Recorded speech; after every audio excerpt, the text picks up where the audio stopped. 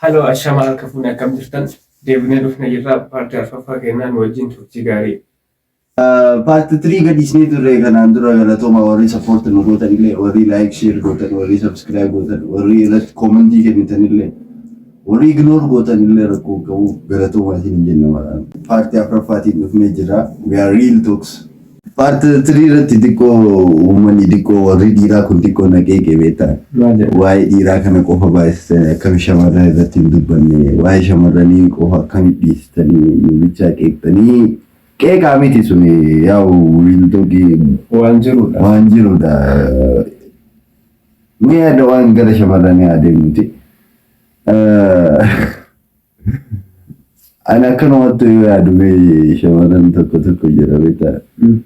Shamarran tokko ati bakka miidhamtee fi jaalalasiitiin miidhamtee bakka akka malee miira keessa seentee achi bakka addamaa oromatti malee bakka dhattee si jaaladha yoo jettee ambi akka obboleessaati si ilaala akkasiin jettu. Ana obboleettiin qabu. Obboleettii ana akka obboleessaatti si ilaala jechuun maal jechuudha? Akka obboleessaatti akkamiin ilaalti? Akkamiin ilaalti? Obbolummaa walitti hin qaban haadhaan takkaa miti abbaan takkaa miti obbolummaa isaa walitti qaban kan maaliiti? Akka obboleessaatti si ilaala. Ana obboleettii dhabeera jedhee si bira dhufee si jaaladheeti malee. Kati gaafatte waa'ee obbolummaati. Waa'ee obbolummaati midhaan. Kati itti muudamte jaalalleessiif qabdu sa'aatii sanii miidhameera jechuudha. Beekte namni kun jaalalleessiitiin miidhamuu akka obboleessaatti si ilaala.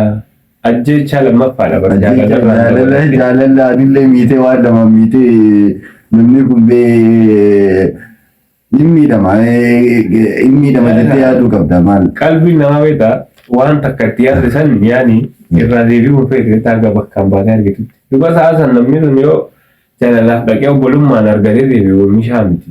Sirreeffadhaa akka kana waliin namaa jaallatu. Raddaatii qofa miti amma raayidii irratti illee yookaan booltii yookaan uberii naan jedhamee intarnaashinaala jira. San irratti illee qabeera beektaa. Cheenjiin qabu jedhee yookaan bakka rakkoo qabu taaftee qabee.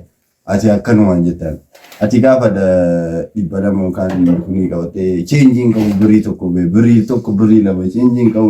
Waan xiqqoo si hanqattee yaani. Kafaltee gaatee birrii tokko yookaan birrii shaniitti kennitee yookaan bakki deemtu sun ja'a yoo ta'e birrii shaniitti kennitee birrii tokkoon qabu. Dhaabbatee si eegalu. Dhibba lama zarazaree biroo. Zarazaree keessaa fudhata malee intu. Indu hin ajjeesta jechuudha dhiisee hin deemu. Garuu ati bar gizee kennan gizee kaan namni ga'uun ammoo baalaansii 10 iyyuu dhiisuu fi danda'an shanfaa dhiisaa. 10 warra raayidii fa'aa 20 illee hin dhiistaa. Eenyaa bichaa bilxina naatti bal'aa raayidii wajji. Kaaffee seenanii osoo maana jiini waayifaayi akka seenan.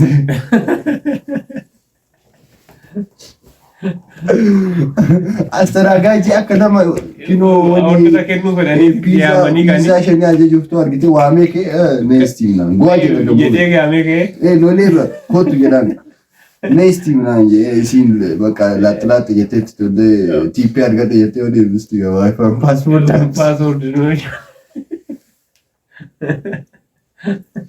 Ara shame no, ara get aye no get. What is this? So arrafoni sini qaban nagatti matala.